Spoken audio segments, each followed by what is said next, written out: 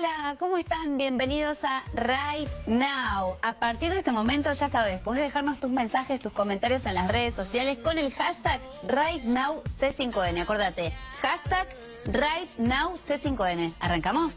Dale. Que las mujeres estamos pisando fuerte no es ninguna novedad, pero ella lo viene haciendo desde hace tiempo. Acostumbrada a trabajar en ambientes machistas, no duda en levantar su tono de voz cada vez que lo cree necesario. Periodista, escritora y ahora diputada nacional, ha hecho de los derechos humanos y del feminismo sus principales banderas. En esta charla, a solas, en Right Now, revela aspectos de su vida jamás contados en televisión. Con ustedes, en Right Now, Gabriela Cerruti. Tu esqueleto te trajo hasta aquí, con un cuerpo hambriento de lobo. Y aquí, gracias a Dios, uno no cree en lo que oye. Los tipos eran tan machistas que se relajaban mucho con las mujeres, porque no importaba lo que vos fueras a hacer. Entonces, cuando se sentaban con un hombre, era la fuente, el periodista, y sabía que decirle que no, y hasta negociaban qué se podía publicar y qué no se podía publicar. Se sentaban con una periodista mujer y se relajaban y te hablaban y te contaban cualquier cosa. Entonces después era, viste, la tapa del diario y decían, pero eso no era para publicar. ¿Por qué no? Ángel de la soledad. Como lo quieras llamar, es machista, es tilingo, es misógino, es todo esto. Al contrario del discurso oficial de los últimos 70 años, y qué sé yo, las únicas 2 veces en que este país fue un poco más justo y las clases populares estuvieron un poco mejor y los ricos fueron un poco menos ricos, fue durante el gobierno peronista, del 45 al 55, y el gobierno kirchnerista. La verdad es esa. Alguna vez, quizá, El empresario más polémico en los últimos 30 años es el actual presidente de la nación. invade en tu cuerpo. Cuando me dicen, ¿por qué no se debatió el aborto durante el gobierno de Cristina? Bueno, porque se debatió el matrimonio igualitario, la identidad de género, porque se debatieron otro montón de cosas, y porque tal vez la sociedad no estaba preparada para eso. Yo me acuerdo cuando empezó el Ni Una Menos, que no nos dejaban poner la bandera del aborto en las marchas del Ni Una Menos. O sea, no es que la sociedad argentina siempre estuvo preparada para debatir el aborto. Son momentos sociales y las ideas llegan. Ángel de la soledad. Ese sujeto está allá afuera, en la calle, tiene un pañuelo verde, es feminista y es joven. No nos queremos afuera de esta historia. Bailar, bailar.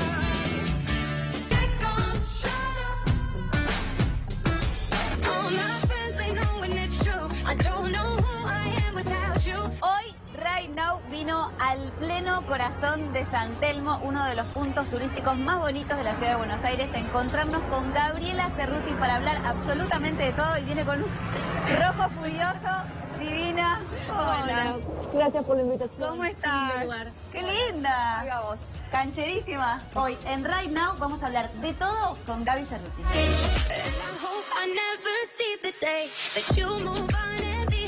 linda que estás! ¿Te gusta el rojo? Me encanta. Rojo furioso, hay que ponerle onda. En San Telmo con Gaby Cerruti en un día clásico porteño. Hay un bolonqui en la calle. Nos costó llegar, nos costó estar acá, pero San Telmo es hermoso, ¿no? Y este bar también es muy precioso. ¿Viste lo que es este bar? Y aparte es como, yo viví muchos años en San Telmo, mi primer casa en Buenos Aires fue en San Telmo, acá al fondo, en Perú, al 1700. Yo no soy de Buenos Aires, yo soy de Punta Alta, del sur de la provincia. Empecé a estudiar a La Plata y después me vine a vivir a Buenos Aires. Y cuando alquilé acá, allá, y cuando finalmente, por un libro que escribí en los 90, pude comprarme una casa, la casa que me compré es una de estas casas antiguas Chorizo, acá en San Telmo. Sos una mujer fuerte, sos una mujer de la política, también del periodismo, por supuesto, ¿no? Donde hiciste tus inicios y ahí estás contando que te compraste tu primera casa gracias a haber escrito un libro. Claro. ¿Cómo estás hoy, Gaby? Soy una mujer, supongo que como todas las mujeres, o tal vez como todos los hombres, pero me reconozco más en todas las mujeres que tuvimos muchas vidas en una, ¿no? Porque, digamos, en el momento en que nacieron mis hijos, como que me aparté un poco de todo y me dediqué a empollar y a cuidar un poco. Después tuve que lidiar con los chicos y el trabajo, y soy periodista, y soy escritora, y soy docente, todavía llego siendo a la Universidad de La Plata a dar clases a la universidad en la cual me recibí allá por los años 80. Lo que más me da pena, que siento que la gente dejó de creer, dejó de tener esa esperanza, ¿no? En el futuro. Yo creo que hay más esperanza de nuevo en los más jóvenes, en que ellos lo van a hacer y en que ellos lo pueden hacer. Lo que a mí me parece que está atravesando el mundo es una enorme crisis sobre esta ficción que es el dinero, digamos. digamos, ¿no? Entonces, digo, cada vez los millonarios son más millonarios, cada vez la enorme mayoría de la población en el mundo es más pobre, ni hablar en la Argentina, y además este capitalismo en el que vivimos, que es el capitalismo financiero, donde ya ni siquiera el dinero es una materialidad. O sea, vos antes querías tener dinero para viajar, comprarte una casa, qué sé yo. Ahora la gente que tiene dinero quiere tener dinero para tener más dinero. No, estamos gobernados por una banda de empresarios que están haciendo plata para llevársela afuera y que nos están endeudando por las próximas 3 generaciones. Yo creo que hoy la situación en la Argentina, a quienes más golpea, a quienes más está destrozándole la vida, es a los asalariados. La gente que gana un sueldo, que le representaba algo en marzo y que hoy le representa un tercio de eso. Y que no está acostumbrada además a cómo lidiar. O sea, gente que no tiene nada y tiene hambre, se le puede ocurrir que, bueno, puede ir al merendero, puede ir a, no recibe la UH. La gente de clase media porteña, que el 10 de mes se queda sin plata. ¿Cómo hace? ¿Cómo hace? No sabe cómo hacer para seguir comiendo el resto del mes, ¿entendés? Yo creo que eso que nos está pasando significa que esto termina mal. Ojalá sea en diciembre del 2019, tampoco uno entiende cómo llegamos en esta situación a diciembre del 2019. La debacle financiera, digamos, empezó en abril, empiezan a verse las consecuencias junio, julio, pero de verdad, la ruptura del aparato productivo la vamos a ver en el 2019. En el 2019 no va a haber trabajo, va a haber 50% de pobreza. Entonces decirle a la gente hay que aguantar hasta diciembre del 2019 a veces resulta difícil y es la salida democrática. Lo que yo creo es que en el mientras tanto hay que lograr que este gobierno cambie de rumbo, porque si no realmente hay mucha desolación y se le está pasando muy mal. Xavi, ¿vos pensás que el gobierno tiene un plan para el año que viene llegar bien a las elecciones y ser reelecto? ¿O crees que está desesperado y no sabe para dónde salir? Yo creo que hay una mezcla de que esto es un proyecto económico, efectivamente, acá hay un modelo, no es casual lo que está pasando, hay un modelo que el mundo decidió que la Argentina sea un país que sea el que produzca recursos naturales. El plan mundial es que Argentina produzca recursos naturales, esto es agua, litio, minería, gas, y que esto se controle por un sistema de acciones y de fondos fiduciarios y de capitalismo financiero. Ese es el modelo, que además lo están haciendo con un nivel de impericia y de brutalidad que tienen por ser quienes son. Hay libros escritos sobre la mentalidad de los CEOs que son personajes muy psicópatas, muy perversos. Yo escribí un libro ahora hace poquito que se llama Big Macri, que habla de este personaje que nos gobierna hoy, que es Mauricio Macri, que es una persona muy psicópata y muy perversa, y además que todo el tiempo tiene esta sensación de yo les estoy haciendo un favor. Yo soy rico, podría estar viviendo en mi casa, en Capri, o en no sé dónde tiene su mansión en Italia, y en cambio estoy acá y ustedes me tratan mal. Y el problema, cree él, son los argentinos. En el 2009 le dije... 2009. Escribamos un libro porque ese tipo va a ser presidente. Es un boludo, es un boludo. No es ningún boludo. Es burro, no está formado, tiene otros problemas, digamos. Pero no es ningún boludo. Es un tipo muy ambicioso y es un tipo que cree que hay que hacer dinero del dinero. Nos ha retado el presidente por usar el aire acondicionado, nos ha retado por estar, ¿no? En pleno invierno en pata en casa. Es así. Él cree que si él gobernara Alemania sería un gran presidente. Y de hecho lo dicen, si todo el mundo en el mundo habla bien de él. Cada una de estas crisis genera millones de pobres en el mundo y genera que los ricos sean notoriamente más ricos. Entonces, es esa división del mundo que está haciendo que el mundo sea cada vez más injusto. Ahí es donde, si querés, volviendo al principio de la charla, yo tengo puesta mi cuotita de esperanza, porque creo que el gobierno que venga no va a poder ser de transición. Esta crisis es tan terminal que el gobierno que venga va a tener que hacer las reformas profundísimas. Al contrario del discurso oficial de los últimos 70 años, y qué sé yo, las únicas 2 veces en que este país fue un poco más justo, un poco, porque faltó muchísimo hacer, pero en las únicas veces en que este país fue un poco más justo y las clases populares estuvieron un poco mejor y los ricos fueron un poco menos ricos, fue durante el gobierno peronista del 45 al 55 y el gobierno kirchnerista. La verdad es esa, cuenten la historia como la quieran contar. ¿Por qué entonces no valoramos eso y no nos dimos cuenta? ¿Qué pasó? Yo creo que la gente le votó en contra a Cristina. Porque por varias razones, digamos. Una es, primero no creo que le hayan votado en contra a Cristina, ¿no? Creo que fueron 12 años de gobierno, que todos los gobiernos tienen ciclos y que tal vez había que ofrecer una renovación de ese ciclo, que era lo que no se lograba ofrecer. Que no fue todo lo profundo que tenía que ser. ¿Se podía? Tal vez no se podía. ¿Viste? Cuando me dicen, ¿por qué no se debatió el aborto durante el gobierno de Cristina? Bueno, porque se debatió el matrimonio igualitario, la identidad de género, porque se debatieron otro montón de cosas y porque tal vez la sociedad no estaba preparada para eso. Yo me acuerdo cuando empezó el Ni Una Menos, que no nos dejaban poner la bandera del aborto en las marchas del Ni Una Menos. O sea, no es que la sociedad argentina siempre estuvo preparada para debatir el aborto. Son momentos sociales, las sociedades llegan. ¿Habría que haber profundizado más cosas? Para mí sí.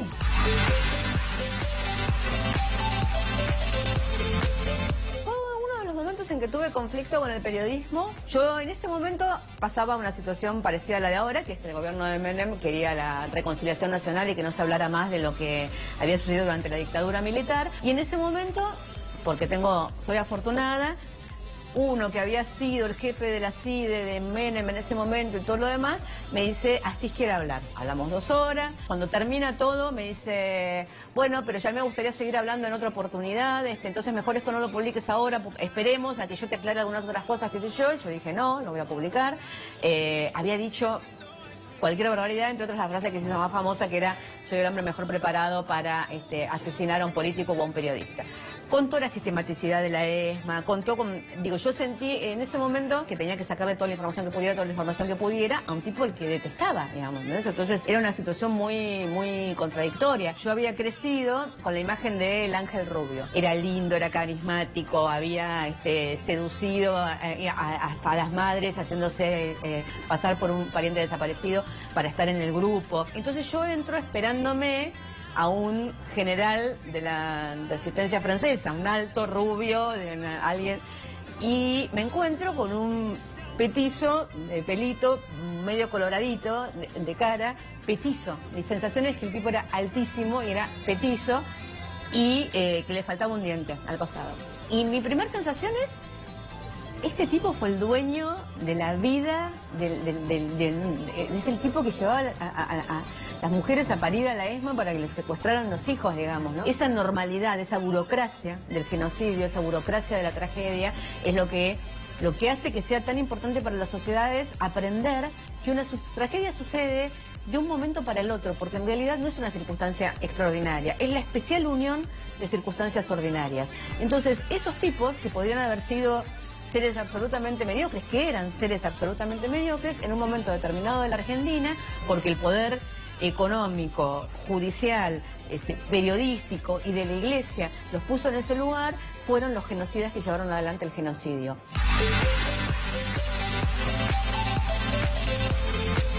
A mí me preguntás si hubo corrupción en la obra pública. Yo creo que sí, no tengo duda, en el gobierno anterior y en todos los gobiernos desde que la obra pública es importante y tiene una entidad. Que la corrupción en los gobiernos sucede en aquellos lugares donde hay más plata, digamos. Entonces en los 90 sucedía con quienes llevaban adelante las privatizaciones, en el momento en que hay más dinero puesto en la obra pública, sucede en el lugar de la obra pública, y hoy ahí tenemos niveles escandalosos de corrupción en el manejo financiero, en lo que se quedan los bancos, en lo que se quedan los fondos de inversión, estas emisiones de LETE, bonos, LEVAX y todo lo demás, en el medio hay señores que están llevándose muchísima plata. Entonces, la pregunta es, ¿hubo corrupción en la obra pública? Seguramente, y por eso mismo nosotros planteamos, junto con nuestro bloque y junto con el kirchnerismo, que se haga una auditoría de toda la obra pública del 2003 en adelante y que se encuentre lo que haya que encontrar. Ahora, cuando todo esto se usa con una operación montada, con los cuadernos, con la cosa, para perseguir siempre al mismo sector político. Es obvio que lo que estamos enfrente es en parte de este movimiento que hay, que son los nuevos golpes de Estado en Latinoamérica. Antes los golpes de Estado eran con militares, ahora lo que hay es un intento de proscripción de las mayorías populares a través de la persecución de los líderes de esas mayorías. Lo vemos en Ecuador con Correa, lo vemos en Brasil y lo vemos en Argentina con Cristina y con todos los ministros.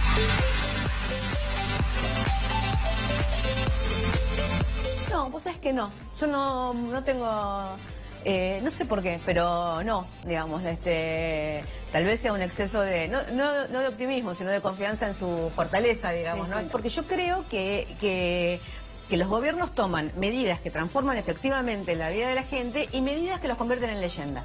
Entonces digo, Perón hizo una cantidad de cosas que transformaron la vida de la gente porque les dio... Nosotros hoy tenemos jubilación, tenemos aguinaldo, tenemos vacaciones, tenemos sindicatos, sabemos que podemos defender nuestros derechos y nos parece que siempre fue así. No fue siempre así. Eso es el peronismo. ¿Qué hizo el peronismo en este país? Que los trabajadores sepan que tienen derechos y que no les pueden pasar por arriba y que hay una cantidad de horas de trabajo y que hay aguinaldo y que hay vacaciones. Bueno, ahora, Evita hizo la leyenda. De la generación de mi abuela, todas creían que habían estado con Evita, pero todas creían que habían estado, todas te contaban que habían estado con Evita, que Evita les había regalado la bicicleta, que los había visto, que la habían visto, que era, ¿no? Es esa leyenda. Yo creo que el kirchnerismo transformó la vida de la gente y construyó leyenda. Porque cuando vos te encontrás con esa gente que te abraza y te dice, fueron los 12 mejores años de mi vida, yo nunca había tenido, ¿no? Yo nunca había tenido una jubilación, yo nunca había tenido una computadora, yo nunca había, pensaba que no me lo merecía, porque lo que pasa con la pobreza es que uno no desea lo que no entra en su marco de conocimiento. Cristina dijo durante mucho tiempo que ella no se sentía feminista. Yo creo que hizo el mismo camino de deconstrucción que muchísimas de nosotras, que defendíamos los derechos de las mujeres sin decirnos feministas, porque nos parecía que para ser feministas había que estar en algo que era el feminismo, como somos tan independientes y libres y qué sé yo, no nos gustaba que nos encasillaran. Y ahora Cristina se siente feminista. Mi generación nació sabiendo que el trabajador tiene derechos. Los pibes hoy nacen sabiendo que puedes elegir tu identidad sexual. ¿Y ahora en qué vida estás? Ahora estoy en esta, estoy en la vida en la que de deconstrucción, porque no todas somos feministas desde que nacimos, ni con el mismo nivel de convicción. Qué bueno que digas eso, porque yo creo que muchas mujeres con toda esta revolución feminista están cambiando de parecer. Ser periodista en este país en los 90 y cubrir política, no había ninguna mujer que cubriera periodismo político ni en Clarín ni en La Nación. Yo fui la primera por Página 12, después apareció Nancy Pasos que cubría para el Diario Sur y eso provocó una revolución en los otros medios que tuvieron que empezar a poner mujeres por la mirada, por el estilo. Porque... ¿Y tuviste algún episodio así que recuerdes de machismo, así de muchísimo. Violencia? Cosas que hoy denunciaríamos brutalmente y que en aquel momento las bancábamos entre amigas y amigos, digamos, ¿no? O sea, de los políticos acosando a las periodistas mujeres, intentando avanzar, de muchas situaciones de poder, digo, de ministros, de una cantidad de cosas, de gente que trataba realmente. Y vos denunciabas en aquel momento, me acuerdo que Olga Warner tuvo un episodio y lo denunció y se le reían, o sea, no había ningún tipo de... Ni te gastes porque... Ni te gastes porque era una cosa... Entonces íbamos juntas con los periodistas a las reuniones y a las entrevistas para no sufrir situaciones de acoso, digamos, que las sufríamos igual. Uno de los grandes enojos y dolores que tengo con Jorge Lanata es que cuando él cuenta, se enoja conmigo por un episodio de que yo había dicho que no le creía nada y qué sé yo, y entonces él... ¿Por qué episodio? ¿Me puedes contar después? Sí, Lanata había ido con su grupo de periodistas, en aquel momento tenía un programa de televisión, a cubrir a Venezuela en el momento en que creían que ganaba Capriles. Y ganó Chávez. Y ganó muy bien Chávez, además.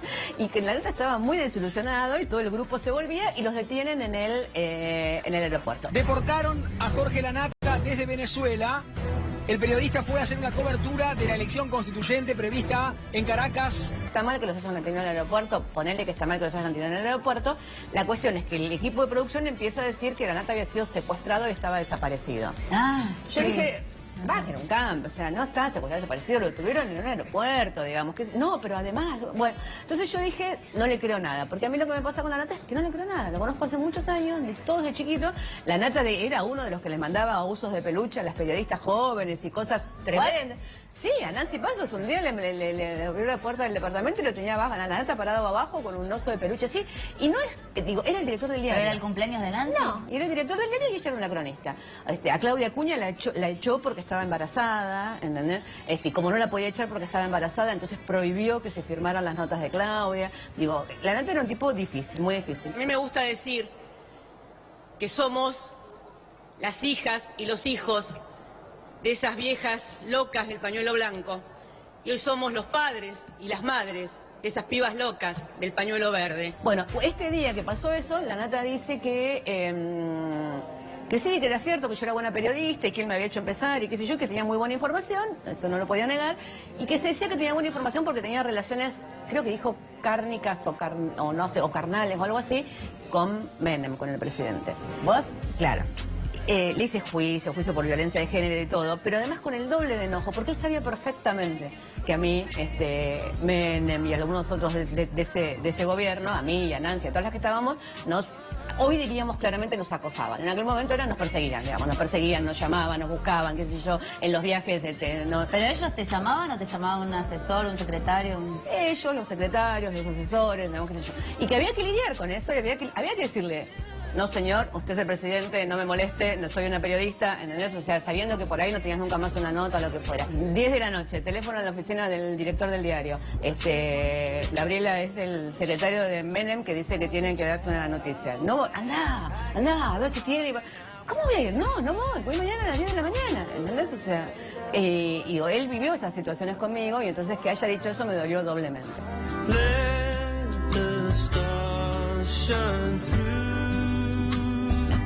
¿Por qué no lo contaste en ese momento? Porque ¿Viste lo que hay conté, gente que dice... agarré el libro El Jefe. Claro, por Sí. eso. Pero viste que hay gente que le pasa que dice cosas hoy del pasado que la señalan como, ¿y para qué habla ahora? ¿Por qué no lo habló en su momento? Primero porque lo hablamos, lo que pasa es que como el tema no estaba instalado públicamente, no tenía el mismo nivel de repercusión, digamos, ¿entendés? Los tipos eran tan machistas que se relajaban mucho con las mujeres, porque no importaba lo que vos fueras a hacer. Entonces cuando se sentaban con un hombre, era la fuente, el periodista, y sabía qué decirle que no, y hasta negociaban qué se podía publicar y qué no se podía publicar. Se sentaban con una periodista mujer y se relajaban y te hablaban y te contaban cualquier cosa. Entonces después era, viste, la tapa del diario y decían, pero eso no era para publicar. ¿Por qué no? Si yo no estaba tomando un café con vos, yo era periodista, te estaba entrevistando, ¿cómo no va a ser para publicar? Al final tenías mejores notas. Tenías una información extraordinaria y te decían por qué. Y yo eso sí lo dije muchas veces públicamente, porque creo que los tipos no me tomaban en serio porque yo era mujer. Entonces no me tomaban... Me acuerdo que una vez Gustavo Vélez tuvo que renunciar por una nota así, porque se siente y dice, me empieza a contar cosas, era ministro del Interior de Menem, y dice, yo entré con zapatitos blancos a un lodazal, esto es un nido de víboras. Toc, tapa de página 12. Llamándome, pero yo no lo dije para que lo publiques. ¿Para qué lo dijiste? Si yo estaba sentada ahí con el grabador, con el Desde que cuaderno. nos vimos era periodista. Claro, siempre digo, si no, yo no soy tu amiga, digo.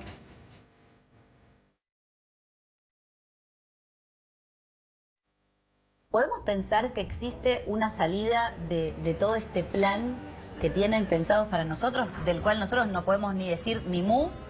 Sí, yo creo que hay una salida y que la salida se está viendo en la calle. Lo que nunca hubo en la Argentina, yo no lo vi en los 90, es el nivel de organización popular que hay, el nivel de unidad de la organización popular. Nosotros estamos viendo cada vez más en el último tiempo que lo que crece y nos llena de ilusión y de esperanza.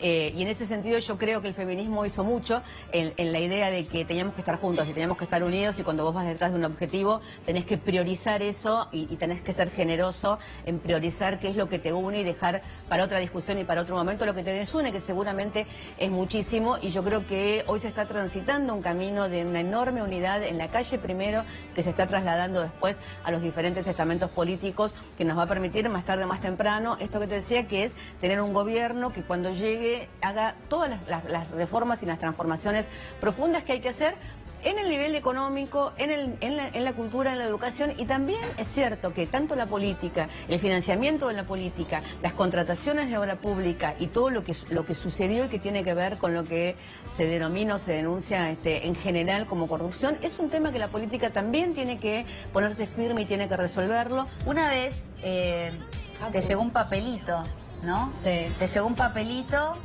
que te decía, ¿cómo era? Mis hijas tienen 11 y 14, y no seas tan mala. Porque yo te voy a decir una cosa. Han dicho muchas cosas en ese momento, pero mi sensación, si querés, es con cierto conocimiento de la política y de los medios, es que yo no podía guardarme ese papel en la cartera sin decir nada. Porque después, ¿cómo explico? Que en el medio de una interpelación, el ministro que está siendo interpelado me manda un papelito y yo lo miro, me sonrío y lo guardo en la cartera. ¿Qué crees que haga? ¿Algún otro libro vas a escribir? ¿O te vas a...? No, llevo 7 ya, son un montón, digamos. Son un montón. Sí, ya, hice más de 3 libros, tuve los hijos, planté muchísimos árboles, cultivo orquídeas, además de... ¿Cultivas orquídeas? Cultivo orquídeas, Ay, y las soy amo, muy buena, las amo. Tengo más de 100 orquídeas, 116 exactamente. Parte del chiste de mis hijos es que les digo a mis orquis, entonces de repente están con los amigos y golpean una y digo, cuidado con la orqui.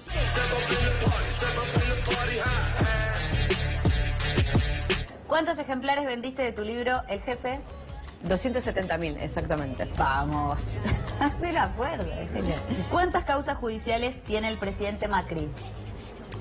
Infinitas. Muchas. Yo llevaba la cuenta cuando él era jefe de gobierno de la ciudad y terminó como jefe de gobierno de la ciudad con más de 200 causas judiciales. Ahora tiene otra cantidad más abierta. Yo creo que hay que hacerle juicio político. Soy una de las diputadas que cree que hay que hacerle juicio político. Es una herramienta de la Constitución, no somos desestabilizadores por pedir el juicio político. ¿En qué año habrá en Buenos Aires un jefe de gobierno peronista? En diciembre del 2000, no sé si peronista, un jefe de gobierno de los espacios progresistas, nacionales, democráticos, feministas, va a haber a partir del 2020, o sea, desde diciembre del 2019. ¿Cuántos gorilas llegaste a contar en el panel de intratables? 1, De 2, gorilas, 3, 4, 5, decilo. 6, 7, 8, 9, 10, 11, 12, 13, 14, 15. La vez que yo fui, eran todos contra mí, porque encima no había ni siquiera ningún otro invitado que no fuera gorila, digamos. Entonces de repente eran todos, pero... ¿Tenés algún amigo gorila? Tengo un cuñado gorila, tremendo. La tratamos de pilotear, pero es muy difícil. ¿Qué nota le pones a la política de derechos humanos de este gobierno? 0. No tienen política de derechos humanos, hacen lo que no les queda más remedio que hacer, porque lo que pasó en la Argentina es que la batalla por el sentido común colectivo con respecto al tema de memoria, verdad y justicia se ganó de manera tal que cuando quisieron avanzar más, que fue decir que no eran 30.000 desaparecidos o quisieron avanzar con el 2x1, no pudieron. Muchas gracias, Gaby Cerruti. Muchísimas gracias por esta entrevista. Hermosa entrevista. Gracias, Muchas gracias. Muy linda.